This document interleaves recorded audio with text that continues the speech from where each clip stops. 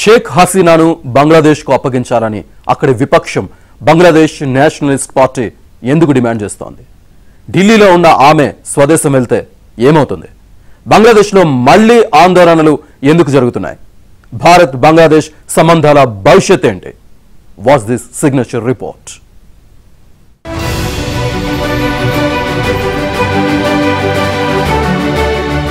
షేక్ హసీనా బంగ్లాదేశ్ ప్రధాని పదవిని వీడి ఢిల్లీ వచ్చేశాక ఆ దేశంలో ఇంకా గందరగోళ పరిస్థితులే ఉన్నాయి. ఆందోళనలు, మైనార్టీలపై దాడులు ఆగటం లేదు. ప్రస్తుతం భారత్ లో ఆశ్రయం పొందుతున్న షేక్ హసీనాపై బంగ్లాదేశ్ లో హత్య కేసులున్నాయని, ఆమెను బంగ్లాదేశ్ కు అప్పగించాలని ఆ దేశ ప్రధాన ప్రతిపక్షం బంగ్లాదేశ్ నేషనలిస్ట్ పార్టీ డిమాండ్ చేసింది. ఆమె కూడా ధైర్యంగా స్వదేశానికి వచ్చి విచారణను ఎదుర్కొనాలని సూచించింది. భారత్ ఆమెకు ఆశ్రయం కల్పించడం సరికాదని పేర్కొంది.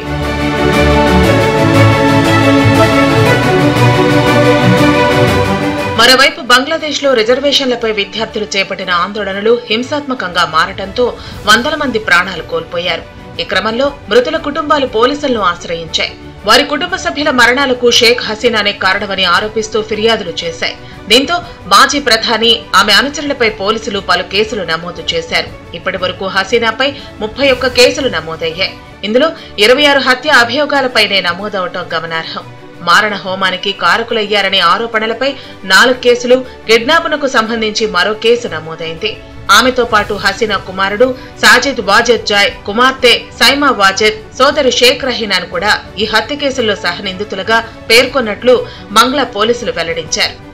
ఆమెను బంగ్లాదేశ్ రప్పించడానికి ఒక తప్పుడు కేసు పెట్టి ఆమె మీద ఒక హత్య నేరాన్ని మోపి ఆ నేరాన్ని విచారించేందుకు భారతదేశం ఆమెను మాకు అప్పగించాలని చెప్పేసి బంగ్లాదేశ్ నేషనలిస్ట్ పార్టీ డిమాండ్ చేస్తూ ఉంది.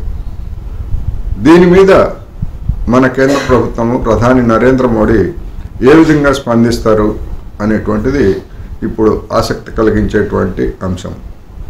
ఒక విధంగా చెప్పాలంటే ఇది మన కేంద్ర ప్రభుత్వానికి ఒక పరీక్షా సమయం కూడా.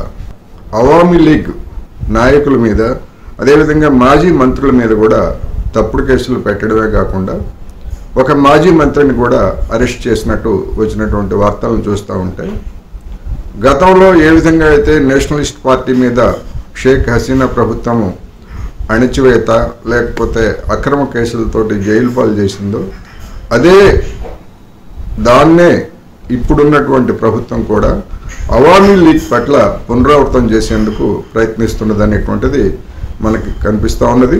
అటు 17 ఏళ్ల క్రితం ఫ్రీజ్ చేసిన బంగ్లాదేశ్ మాజీ ప్రధాని ఖలీదా జియా అకౌంట్లను ప్రభుత్వం రిలీజ్ చేసింది. ప్యానెల్ సిఫారసుల మేరకు ఈ నిర్ణయం తీసుకుంది. దీంతో ఖలీదా జియాపై ప్రభుత్వం కొంత సానుకూల దృక్పథంతో ఉందని భావిస్తున్నారు. నిరసనలు, ఆందోళనలు, హింస వద్దంటూ ఆపద్ధర్మ ప్రభుత్వాధిపతి యూనుస్ పిలుపునిచ్చినా బంగ్లాదేశ్ లో పరిస్థితులు మాత్రం చక్కబడలేదు. దేశాన్ని పాలించడం ఆందోళనలు చేసినంత తేలిక కాదని నిరసనకారులకు అర్థమైంది. విద్యార్థుల ఒత్తిడిని తట్టుకోలేక 13 మంది యూనివర్సిటీ వీసీలు రాజీనామా చేయాల్సి వచ్చింది. ఢాకా యూనివర్సిటీ డీన్ కూడా పదవి నుంచి వైదొలిగారు.